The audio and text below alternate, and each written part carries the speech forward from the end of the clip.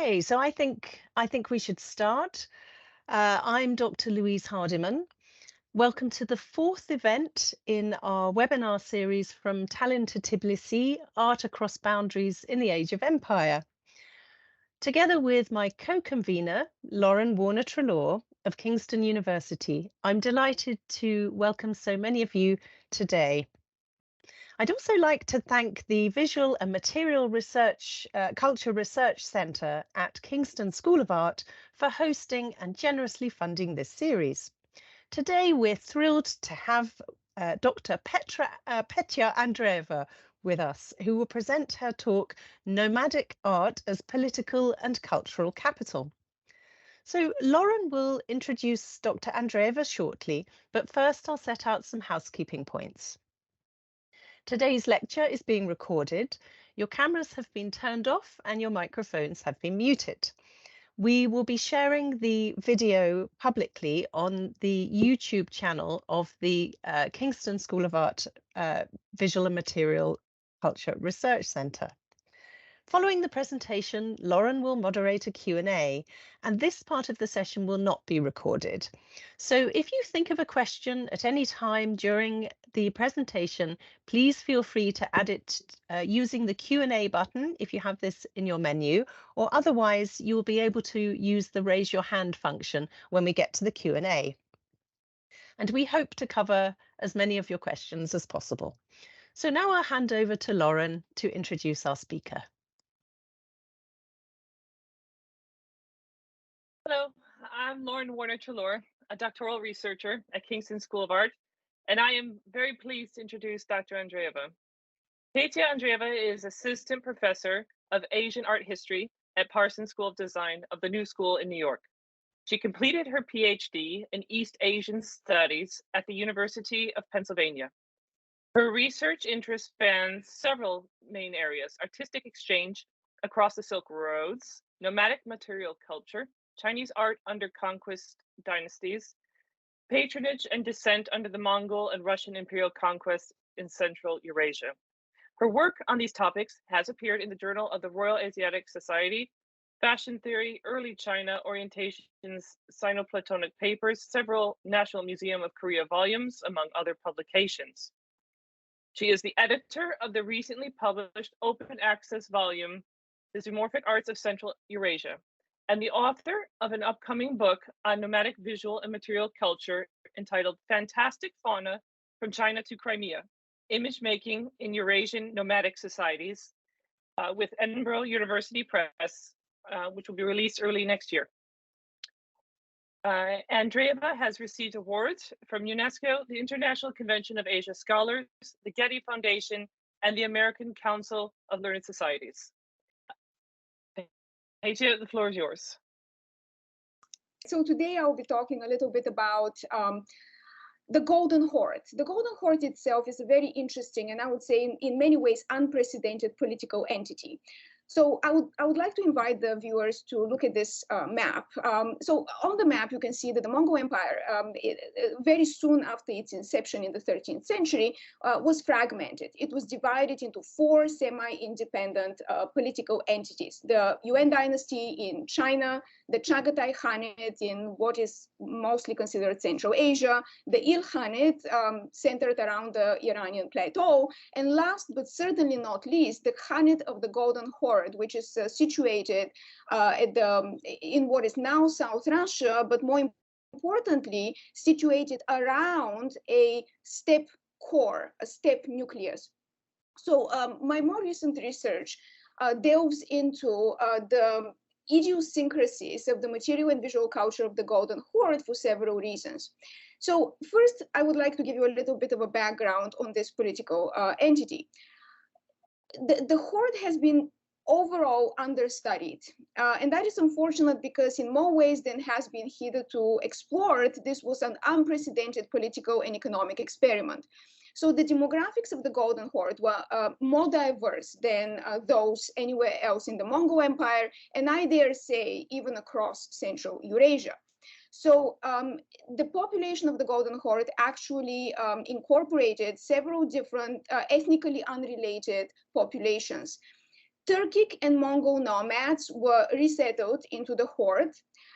There were also several sedentary populations, including people like the Cherkess, who were in Eastern Orthodox in religion. There were also Russians that were originally living in the Russian principalities that you can see here were bordering the Golden Horde, but were later conquered by it. And last but certainly not least, we also had the Bashkirs and several other sedentary societies or peoples that had reluctantly become part of the fabrics of this society. So on the whole, the Mongol elites that had to rule over the Golden Horde were faced with an unprecedented dilemma, demographic and political dilemma. They had to consolidate an incredibly diverse domain. They were nomadic, but ethnically diverse nomadic peoples, Turkic and Mongol nomads, living together with or coexisting with several ethnically diverse sedentary peoples. And so there were many political, economic, and cultural challenges that had to be reconciled and faced by the Mongol rulers here. The Golden Horde is an especially strategic polity also because under Pax Mongolica, the Mongols constructed an alternative trade network. What I here have noted on the slide is Urgench-Sarai-Caffa. This trade route passed through the Black Sea route. In fact, you're probably able to see that more clearly on the second map that I've prepared. So this was a particularly important trade network because it provided an alternative or a new branch to the old Silk Road networks that existed prior to the Mongol hegemony in Central Eurasia. So this is one reason why the Mongols had to figure out a way to make trade more sustainable. What do I mean by this? So the core, the geographical core of the Eurasian, of the Golden Horde was the Pontic-Caspian steppe.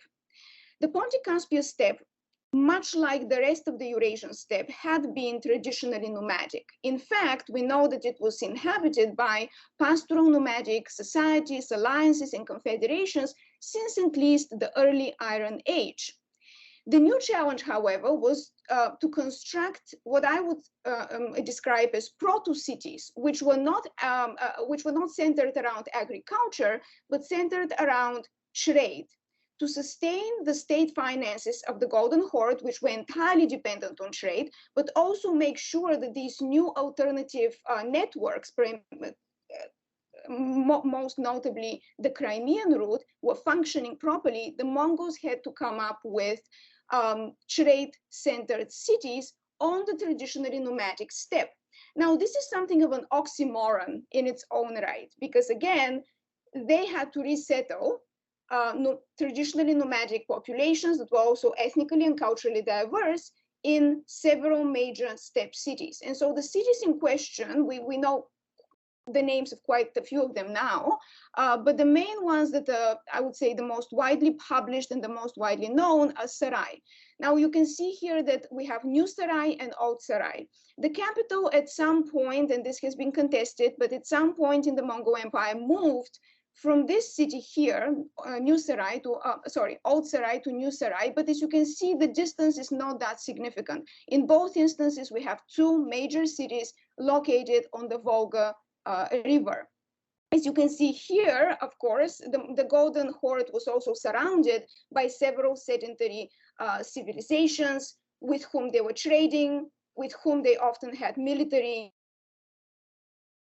So to continue, I'm looking at the different ways in which the Mongol rulers were trying to negotiate and reconcile two distinct identities and self-fashioning strategies. The first one was the proud and legitimate nomadic successor to a steppe uninterrupted tradition that would enable them to legitimize their control over other nomadic ethnicities, most notably the Turkic nomads who were already occupying the steppe core of the Golden Horde before they came into the picture. And then the second identity that they had to sustain through visual and material culture was the identity of the image of a worldly politician and reliable trade partner in an increasingly globalizing Afro-Eurasian realm. And I'm really interested in the ways they managed and in some case failed to reconcile these two identities and images. Here I'm pointing you, I know I'm presenting too many maps, but I just want to make sure that we are very much aware of the geographical, topographical, and cultural parameters in question. So the Eurasian steppe itself, since a huge section of it was very much the geographical and cultural core of the Golden Horde, I think we should talk a little bit about what the steppe actually was historically. So since the early Iron Age, this was a trade network that was very much occupied by primarily pastoral nomadic societies that have been known to us through the echoes, through the distant echoes on the pages of external historiographies of Greco-Roman and Chinese thinkers and historians like Ctesias, Herodotus, Pliny the Elder, Sima-Qian, and the list goes on. However, they didn't leave behind any pieces of, or traces of writing. And so more often than not, what we know about these nomads, the predecessors of the Mongols on the steppe, really comes from these not so nuanced essentialist ethnographies that were written by their geopolitical enemies. So these are some of the polytonyms or ethnonyms that we know them that we know them by, that they have been described as. But I would like to just point out and preface my discussion by reminding everybody that these are more often than not umbrella terms, some more reliable than others, even so they do not always reflect or convey the ethnic affiliations or the cultural identities of these really, really vast and diverse alliances, because these were, for the most part, inherently unstable and diverse alliances on the steppe. So I will argue that the Mongols initiate a politically motivated renaissance of Iron Age design to achieve, to accomplish a certain political goal. And to fashion themselves again as the legitimate successors of a vast steppe heritage. So the question is, how do they do that exactly? Well, first of all, we have to look at what the exact approaches to decor, the approaches to decoration were in the Iron Age, in order to be able to compare what the Mongols did and how they might have reinterpreted those visual and design strategies. So in the Iron Age, I would say the arts and the material and visual cultures of the steppe nomads are mostly known to us through another umbrella term, the art historical category animal style, which has never really been properly classified and defined. But what I will say about it is that it is mostly known to us through unprovenanced objects, such as the 240 objects, such as these, that came into the possession of Peter the Great through the subversive trade of Siberian artifacts at the time. So none of the objects that came into the imperial collection of Peter the Great and later the later tsars came from scientifically authenticated contexts or excavations. And this is important to know. However, since these were most likely from plunder tombs, I think it is, I should note that they are considered the defining trait of animal style. In both instances, we have this concoction, this hodgepodge of anatomical incongruities, where the animals are sort of losing their taxonomical credibility. The crispness of their contours is sort of dissipating, their anatomies are obfuscated, and it is even hard to determine who the predator and who the prey is. In this instance in particular, what I would like to point your attention to is this syncretic antler motif, as I call it. So we have what might be deer antlers, the body of a horse, but the deer antlers are terminating into bird heads in profile with excessively curved beaks. This is actually one of the main idioms that I identify in the visual and material culture of the early steppe nomads. Now, later, we actually have various interpretations of that. As you can see here on the previous slide, there is still some taxonomical or biological credibility to these species. Even though they may seem fantastic to us, abstraction hasn't really taken over the image or the design strategy. That cannot be said of the same idiom in its diffusion further east. So when we look at the eastern part of the steppe, which is primarily the northern Chinese periphery, that was especially fluid, especially porous, and inhabited by both sedentary Chinese elites and pastoral nomads, we encounter objects such as these. Especially on this side, we have a reinterpretation of the older idioms of the Pontic-Caspian steppe, where the animals become even more obfuscated. Their taxonomical credibility is almost entirely lost. We have a complete biological fabrication of sorts. We might be able to identify through what I would refer to as a visual synecdoche, through a pars pro toto mode of expression, the head of a snake, maybe the beak of a raptor, but more often than not, nomadic art is conveyed metonymically. A body part stands for the entire species, and this is really at the core of the visual language of pastoral nomadic societies across the Eurasian steppe. As time goes by, at the dawn of the first millennium CE, we actually start to encounter the bodies of animals, particularly at the northern Chinese periphery, becoming more schematically rendered, almost emaciated. So there is this simplification of form, but also a further move toward abstraction that we see here. And in my first book, I actually attribute that to the creation of more centralized nomadic entities that were much closer to an empire than any of the more loosely related alliances of the Iron Age. In any case, we still see that pars pro toto pro forma, in this case, pro forma mode of expression that very much defines the visual and design approach of Eurasian nomads. Just to give you a sense of how omnipotent and omnipresent this visual language was, I would like to point you to these objects here. As you can see, that syncretic antler motif was extremely widely spread from the northern Chinese periphery, what is now Inner Mongolia, to Siberia, to many nomadic cultures at the core of South Siberia. This is the equestrian nomadic culture of Pazyryk. And even though here we encounter an object that I wouldn't describe as a luxury good, we have an object that is made of wood and leather, traditionally lesser, not really noble materials, lesser materials. We still see that the design approach is more or less preserved. The deer antlers are terminating into bird heads. Animals exist in a state of flux. Their bodies are unstable. They transmogrify into entirely new species. And that is very much, again, at the very center, at the heart of nomadic visual culture. What's interesting, however, is that we have the exact same motif, the syncretic bird, deer, antler idiom, transferred to non-nomadic contexts. The Thracian culture in modern-day Bulgaria and Romania was an alliance of agriculturalists. They were not nomadic as far as we know. However, they were trading with the Pontic Scythians, and they were also subject to military incursions by the Pontic Scythians. So it is not entirely unexpected that we see what I would describe as generally a classical vessel as a result of their interactions with the Greeks to the south, that, however, features a surface design that can only be described as borrowed from or derived from nomadic materials or nomadic design strategies. The same thing happens here in this specific tomb on the northern Chinese periphery.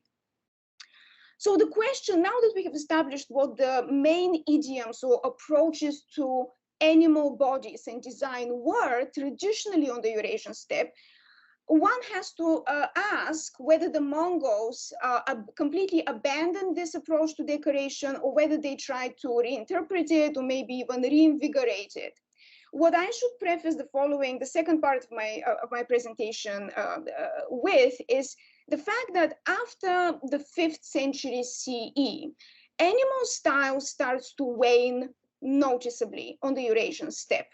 With the occupation or the hegemony of the Turkic Khaganates across Central Eurasia, we see a very noticeable proclivity or penchant for human images, anthropomorphic steles, not so much any animal-derived idioms.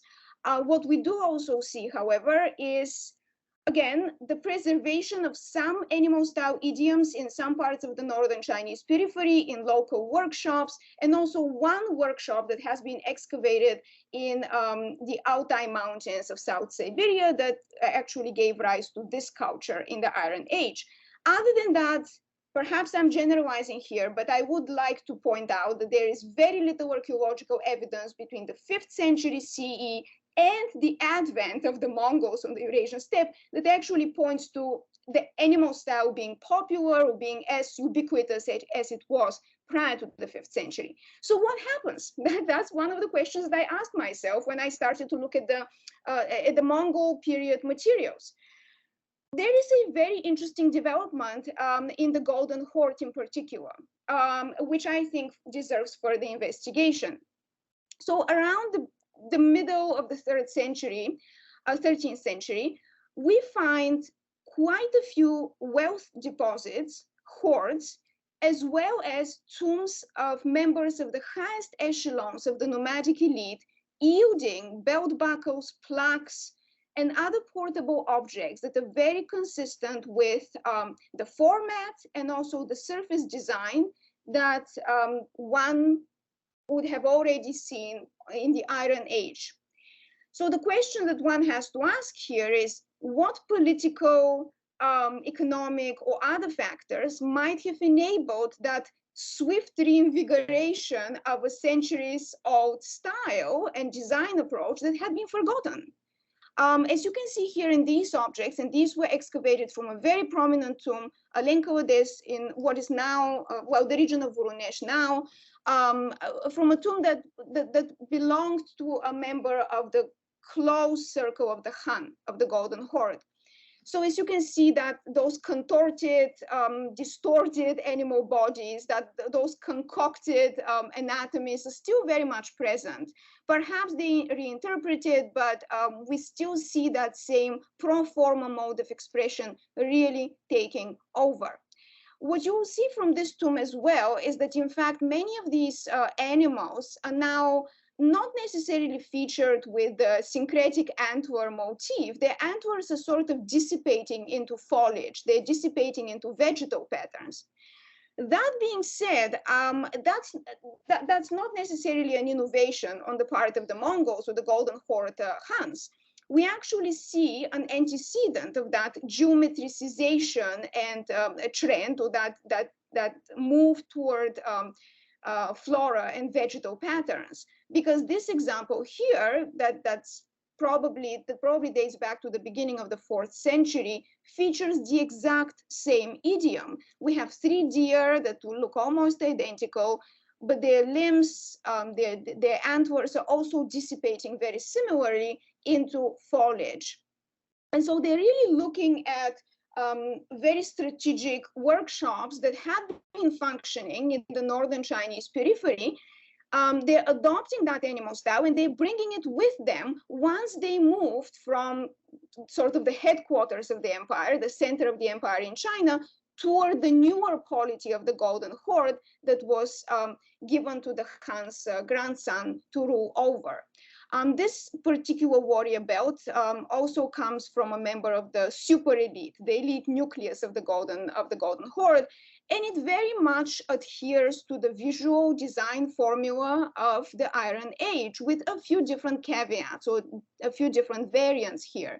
Yes, there is the dragon emblem that we haven't seen before, and I would say on the whole, there is the emergence of new fantastic species in the Mongol period of animal style. We no longer see a strictly steppe-inspired biota.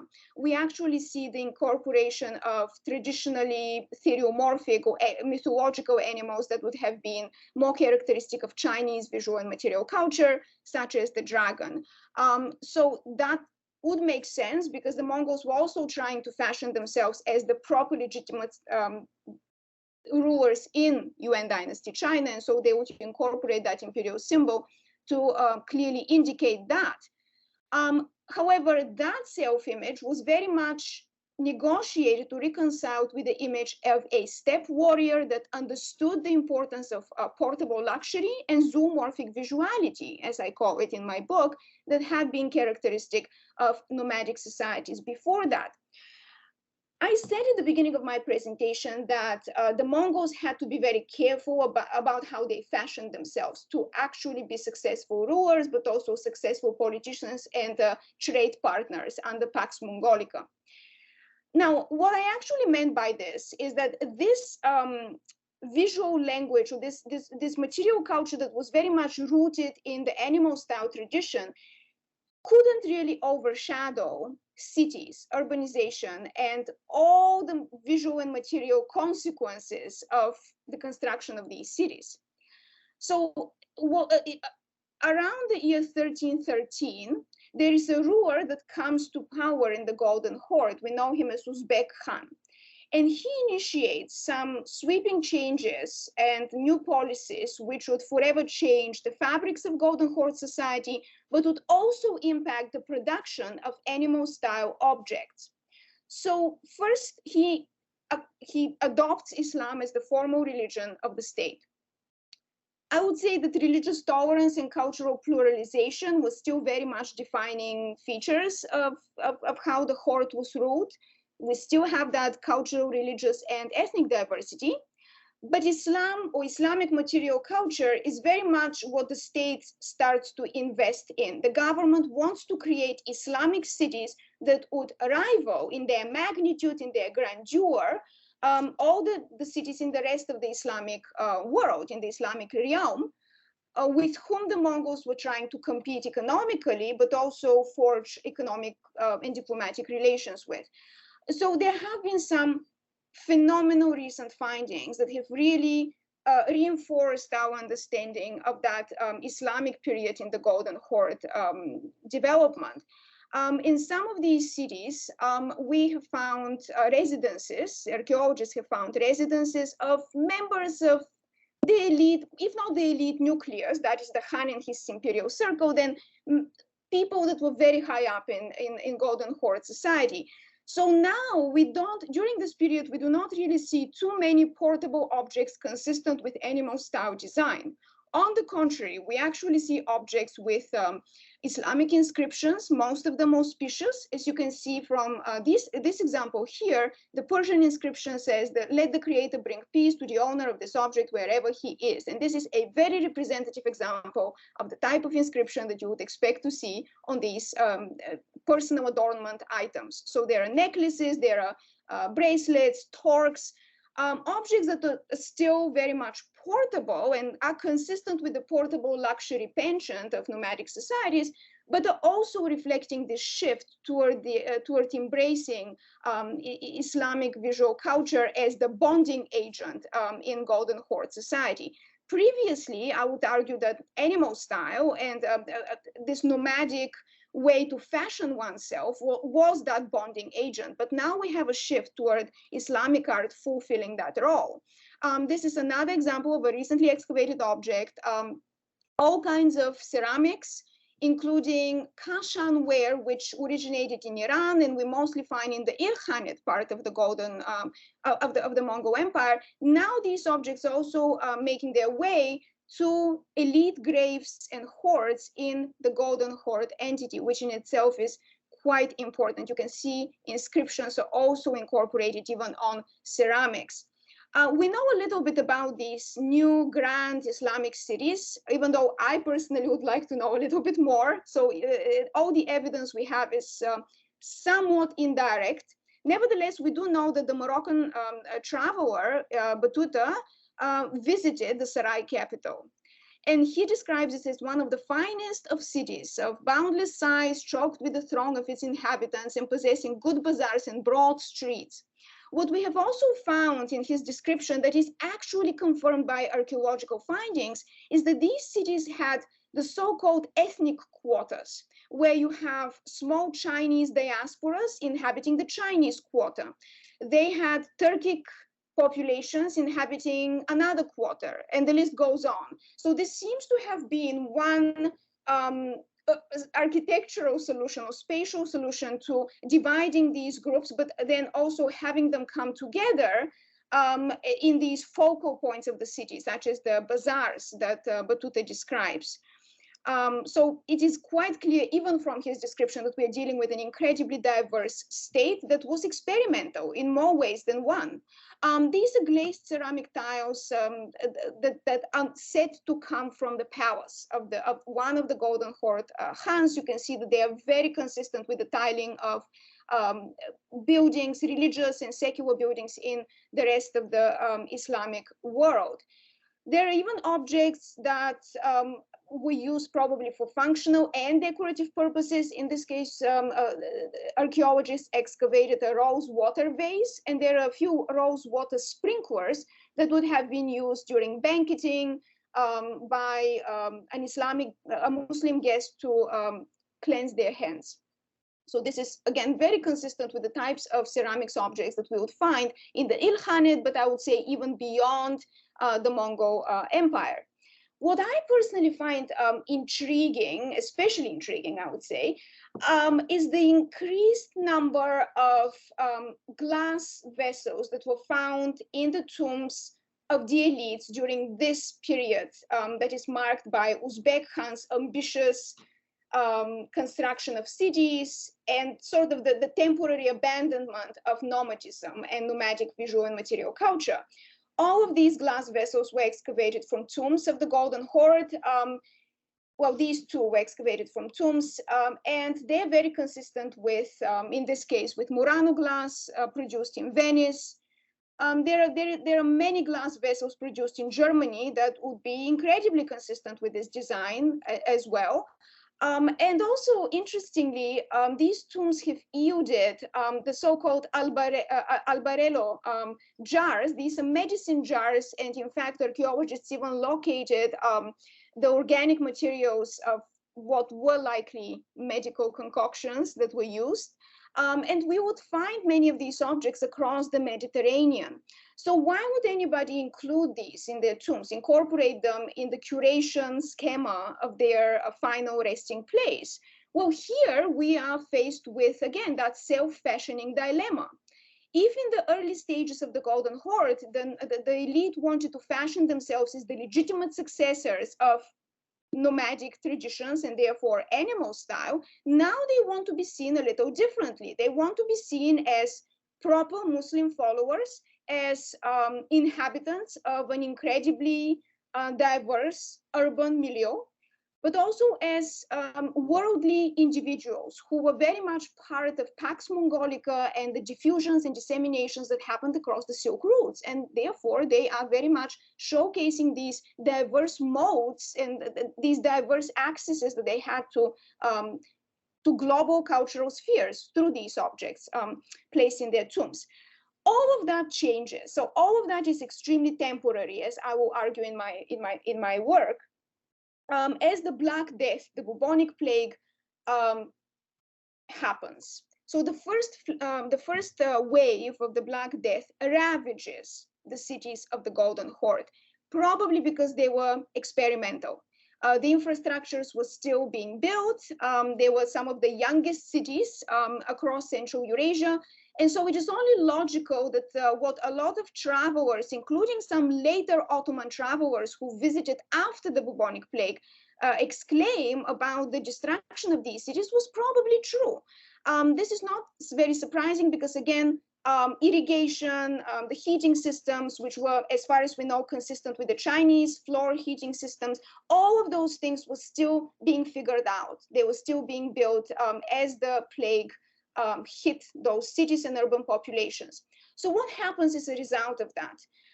Now, there are several very interesting phenomena that I think we're able to identify as in the wake of the Black Death. So that temporary urban phenomenon is completely abandoned. A lot of the previously nomadic populations that were forcefully resettled or reluctantly resettled into these cities fled the cities overnight. And they broke off into several other offshoots or branches of the Golden Horde that migrated in unexpected directions. One of those hordes that has been severely understudied, but should be looked at, I think, for various reasons, is the so-called Octave Horde, which made its way first to Crimea, and then made its way to the opposite side of the Black Sea in what is now the northern Bulgarian Black Sea coast. How do we know this? So there are several fortresses in the north of Bulgaria, exactly on the Black Sea coast, which have been excavated, and there have been surprising objects found there, or surprising types of objects found there. One of it is this hoard here, which featured many coins that bore the likeness and the seal of the Golden Horde Khan Uzbek, the most famous Khan that I was discussing so far. And the other example that we have is the first ever known find of a jade object in Bulgarian archaeology. This is the object I have in mind. Now, this is not an unprecedented design because we actually have several Jurchen jade objects discovered in North China prior to the Mongol conquest, and then during the Mongol conquest. This hunting here, the duck hunt, is actually one of the seasonal hunts of the Jurchens, and it is not. It is quite consistent with the images and traditional traditions that we expect to see on the Chinese northern periphery. The question becomes, how did this object really make its way to such an unexpected, distant locality? And the answer is very simple. As a result of the Black Death, we now see an incredible and incredibly fast fragmentation of what was once, at least for a while, rather consolidated and centralized Golden Horde domain. So this is another consequence of, again, the Black Death and the survival and coping mechanisms that a lot of these traditionally nomadic societies and alliances had to develop in order to escape the ravaging or devastating impact of the Black Death on these cities. And so it seems that they had once again returned to animal style. Again, in this fortress and in several other tombs that were found in Crimea, which is where a lot of these offshoot hordes were migrating. Animal style buckles, plaques, all of those portable objects with counterintuitive fabricated animal designs still made an appearance, and they can be confidently dated to this later period, post-plague period of the Golden Horde. So it is very clear, or at least it's clear to me, that there was this temporary abandonment of fashioning oneself as a nomad and a temporary embracing of the urban lifestyle and all that it entails. But that was temporary, and part of the factors that made it temporary is definitely the Black Death. So the question here is really, where does that leave us, right? Why is this material important? Why should we look further into the Golden Horde, its geopolitical strategies, its material and visual culture, and how it might have been used to advance those geopolitical and economic strategies? Why? Well, the Golden Horde is incredibly pivotal for several reasons. So first, one of my main arguments here, and again, I apologize because I wasn't able to provide as many objects today because of time limits. I would normally provide even more evidence to support this. But as far as we have seen so far today, they try to construct and perhaps reclaim a certain version of nomadic antiquity in order to advance the idea that the Mongols, and not their Turkic rivals, were the proper conquerors or the proper masters of the Eurasian steppe. And so that animal style design was extremely central to that agenda. At the same time, again, they were still very much in reality abandoning nomadism, creating these cities which were quite inconsistent with the idea of pastoral nomadism. As far as we know, some of the Khan's grandsons in the Golden Horde continued to nomadize along longitudinal strips on the steppe. So they had a winter and a summer residence. but I would describe them at most as semi-nomadic. They were more or less abandoning all the idiosyncrasies or all the defining features of pastoral nomadism as it had been practiced before the Mongol era. So the question really becomes, the Golden Horde being so close to what would later become the core of the Tsardom of Russia and the Russian Empire, did it really figure into the historiography of the Russian imperial regime, or even potentially later regimes? And this is, again, a further avenue because it's something that I'm looking at as we speak, since my primary focus has always been the ancient and medieval world and is now the Mongol Empire. But I do have a few preliminary observations that I would like to share. So Peter the Great had a really central role in manufacturing another version of nomadic antiquity or nomadic historical reality. So we know Peter the Great for his so-called Westernization agenda, but what hasn't been talked about too much, or as much as I would like, perhaps, is his attempt to create a more systematic image of the so-called East.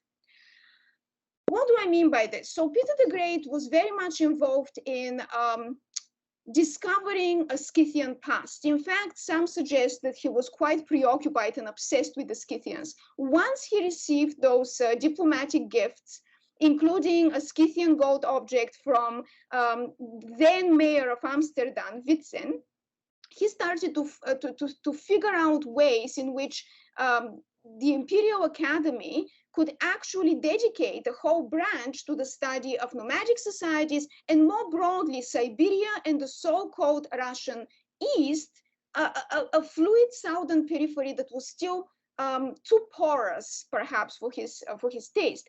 And so what he does here is that he starts to he manufactures the idea that the Scythians and even the Golden Horde nomads were very much an integral, organic part of a glorified Russian past. This is evident from more than one historical document and even in literature as late as 1918, really, when the revolution happens.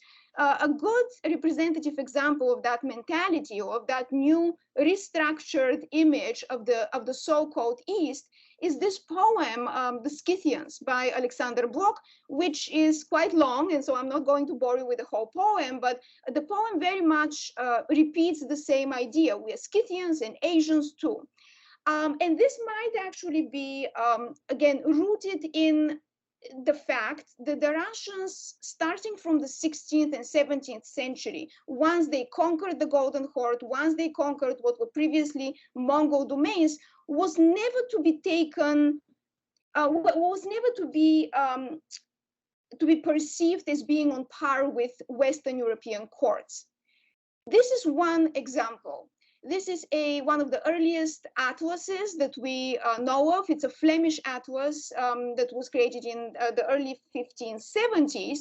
And as you can see from it, the Russian Tsar is represented as sitting in a yurt. There are several such pictorial representations in atlases and other illustrated guides of the Renaissance that actually represent the Russian ruler or the Russian elite as Mongols, as having the sideburns, the typical Mongol headdresses, the typical Mongol dress. And so it is quite clear that Peter the Great figured out that if they were not to be seen as European enough, they should embrace that Scythian heritage and use it to their advantage. And so this framework continued to exist and develop in unexpected ways in Russian history and historiography, where the Golden Horde was seen as this ferocious warrior herdsman who gave rise to that formidable Russian entity that was to be, that became a big geopolitical threat. This is why the Golden Horde is an especially important entity to study if we want to advance our understanding of Russian Orientalism and Russian center-periphery dynamics and the way they substantially differ from the type of Orientalism in Western Europe that has been aptly described by scholars like Edward Said. And so one of the main interests that I have currently, which I'm happy to talk about more in the Q&A session, is the role of ancient and medieval societies, peoples, alliances in the construction of imperial historiographies and policies. Today, I've presented how the Mongols did it, how they created this rather manufactured idea of an uninterrupted steppe past or an uninterrupted animal-style tradition, which was very much interrupted for many centuries. And what I would later perhaps argue is that the Russians were doing or were adopting a certain version of antiquity to also advance a certain geopolitical goal and to create a certain image of themselves that would help them advance their expansionist campaigns. So I will stop right here to give it time for questions. And I want to once again thank you so much for giving me the opportunity to share this research with you. I'll stop here.